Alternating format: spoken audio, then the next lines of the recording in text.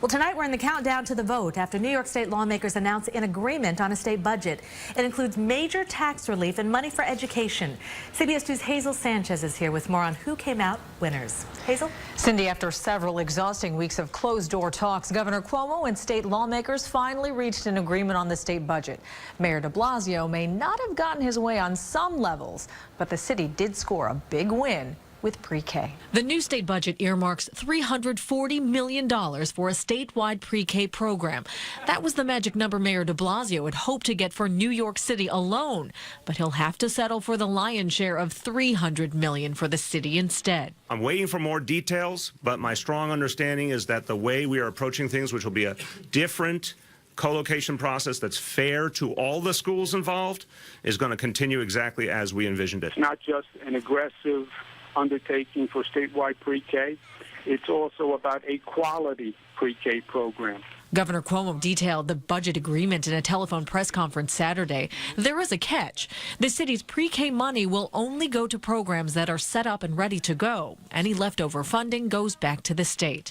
The new deal also marks a major victory for charter schools. The legislation requires the city to find space to house them. We address the issue of co-locations and the alternatives to co-location.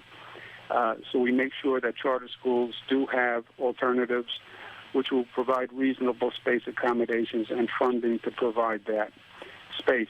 Continuing with education, significant changes to Common Core. Double testing will be eliminated, and children from kindergarten to second grade will not be tested at all.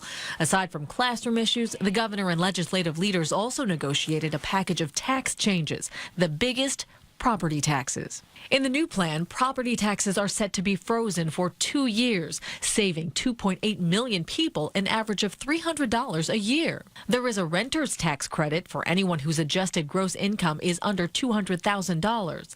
There's a planned reduction in the business tax rate, manufacturing tax cuts, and a phased-in elimination of the utility tax surcharge. It also includes eliminating the move to die tax. New York, one of a shrinking number of states that still tax estates, will increase the exemption from $1 million to $5.3 million. That means 90% of estates here would pay no taxes. Which is, I believe, will keep people in this state, people who would otherwise move because of our punitive state tax regimen.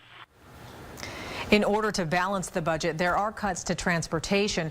The deal will take $30 million from transit money dedicated to subway, bus, and commuter rails. Critics say that will put pressure on fares and service. Now, there is good news for some commuters. The plan also includes $40 million to fix potholes. The deadline to vote on the budget is Monday at midnight.